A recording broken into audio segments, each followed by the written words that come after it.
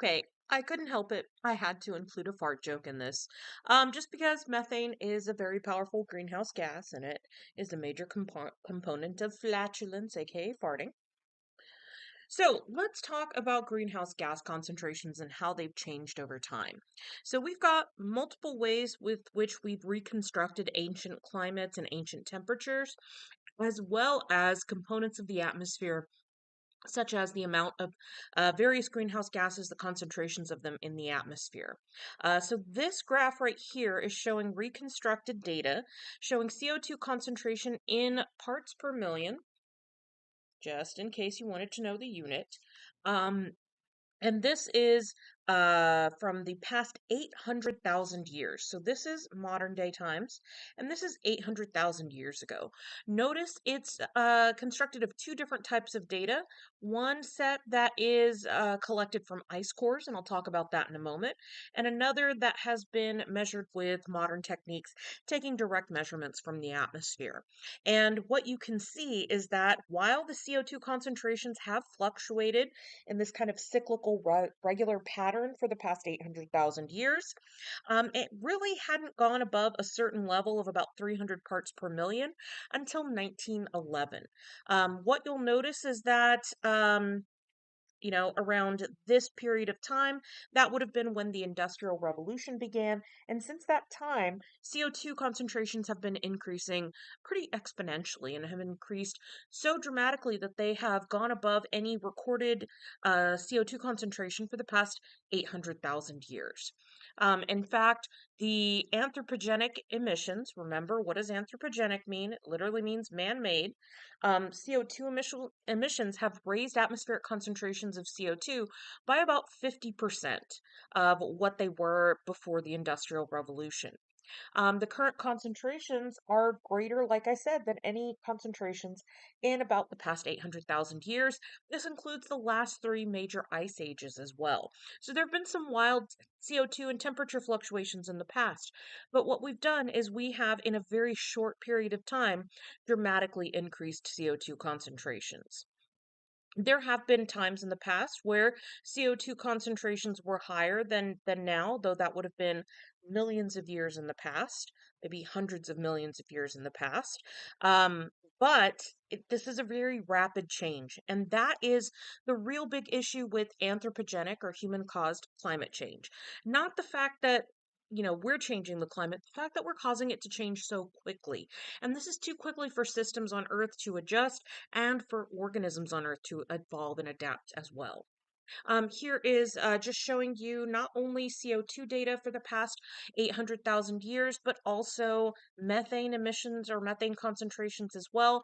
Notice those are in parts per billion. You don't need as much methane to cause a dramatic impact because remember, it has a higher global warming potential than CO2. So while there have been fluctuations in the last 800,000 years in the methane concentrations that are very similar to those in the carbon dioxide concentrations, notice we have this dramatic increase.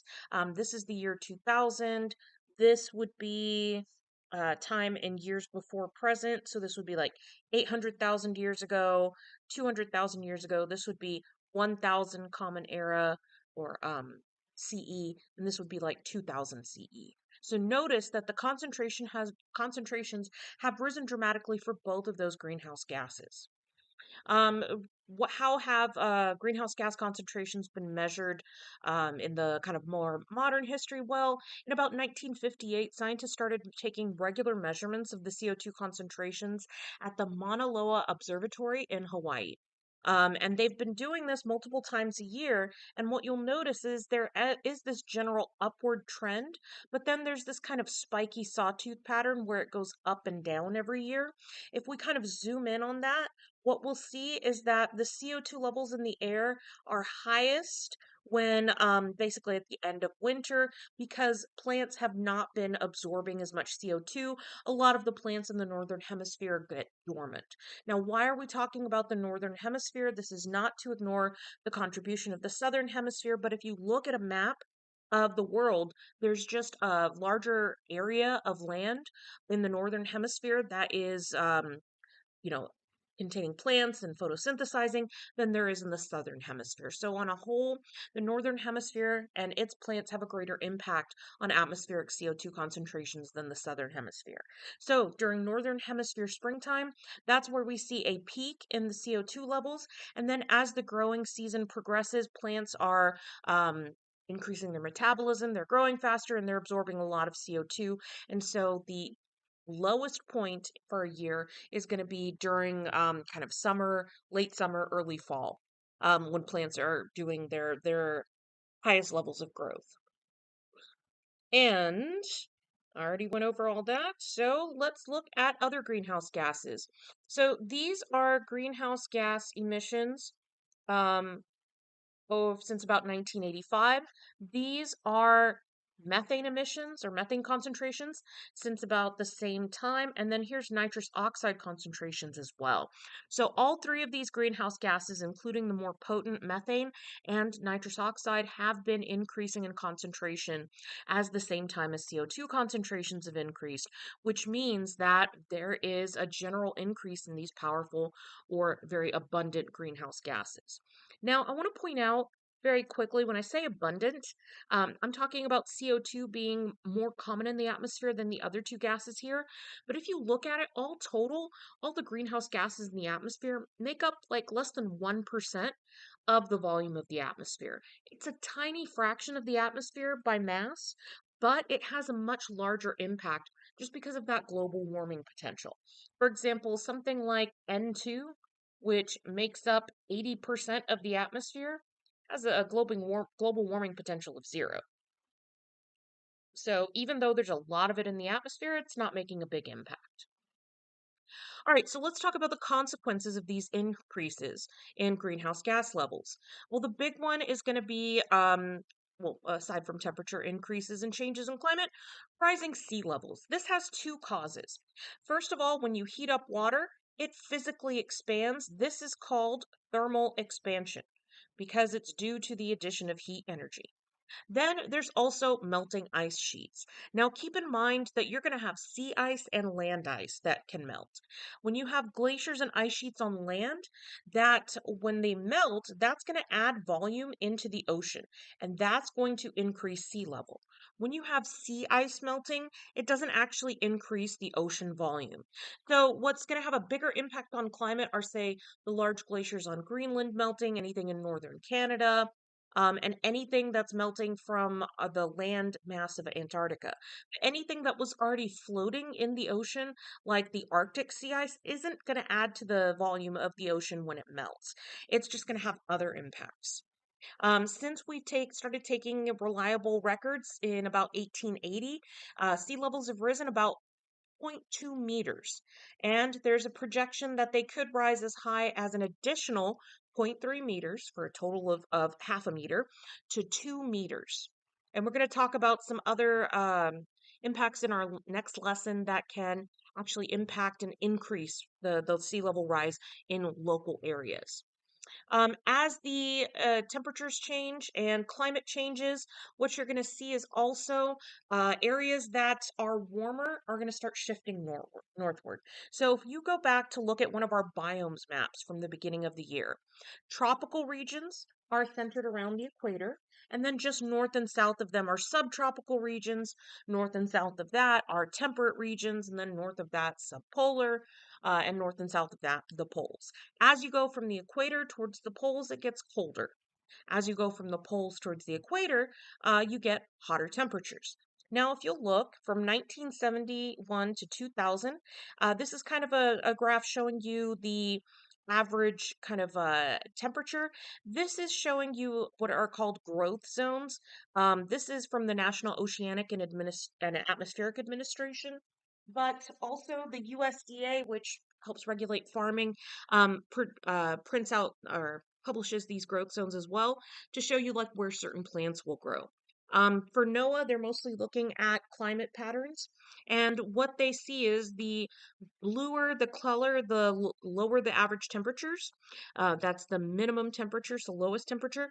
The orangier, closer to red, the hotter the temperatures. And you'll notice from 1971 to 2000, you had, orange on the edges, You have the West Coast, so California, down to Arizona, New Mexico, Texas as well, Florida, and Florida had some orange zones here. You maybe only saw a bit of orange at the very tip of Texas with Brownsville, and don't quite see the red as much, but maybe a little bit in Southern California.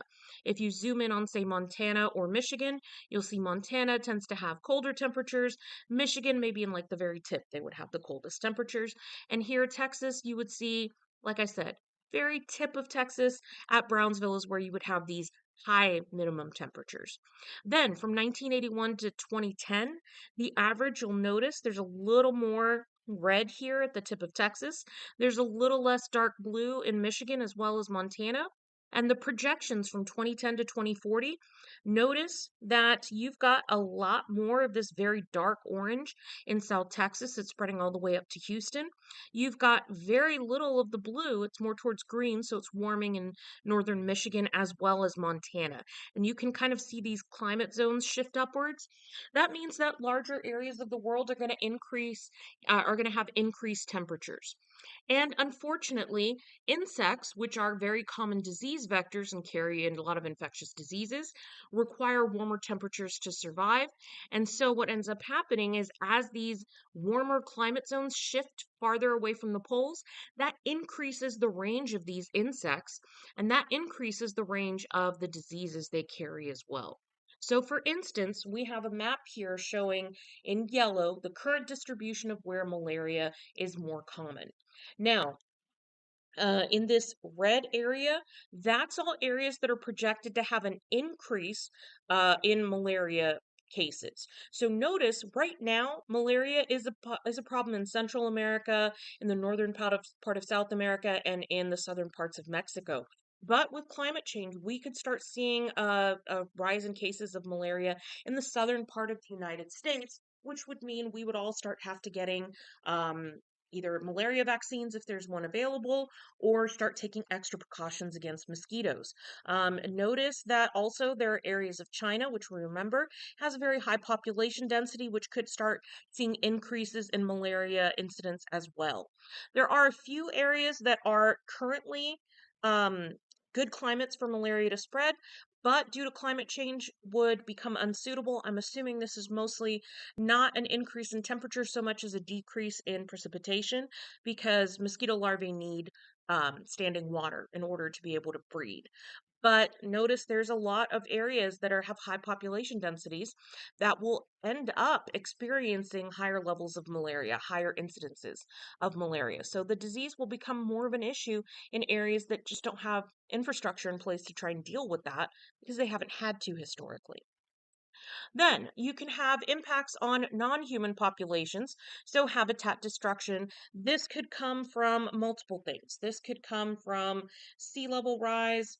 This could come from um, this could come from more intense storms.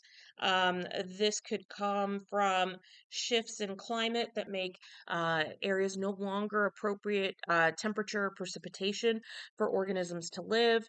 Then you can have loss of food sources. Just think about it. If plants can't adapt to different climate conditions and they die, they're going to hit the entire food chain. Changes in climate can also shift growing seasons for plants, and that can change your food availability. So, certain things like insects may emerge from hibernation, or other animals may emerge from hibernation at certain times of year. And if their major food source is not growing at that time, then they might end up missing out on very essential calories. They could end up dying, and then that could affect their population size. They can also cause changes to the temperature and the salinity of bodies of water that move them beyond the range of tolerance for organisms. There's increased storm intensity, increased incidence of wildfires, which can also cause habitat destruction. And this could also cause the timing of migration and or hibernation to change. Human populations. Well, with rising sea levels, you'll see coastal cities or coastal housing destroyed as sea levels rise. As agriculture is impacted, when climate changes, temperature and precipitation patterns change, then you may not be able to grow food in the same regions. And that may impact food supply, which can cause increased food insecurity. When the sea level rises, that increases the intrusion of salt water or the kind of movement of salt water into aquifers and groundwater. Changing rain patterns can affect the growing of crops as well as the availability of fresh water for people to use. And unfortunately, these problems will most likely be felt by the most vulnerable populations in the world. This includes low income areas, pregnant women, children, older adults, anybody who's disabled, as well as indigenous people. So this is all very no bueno, and we're going to talk about more of the no bueno ness in our next lesson.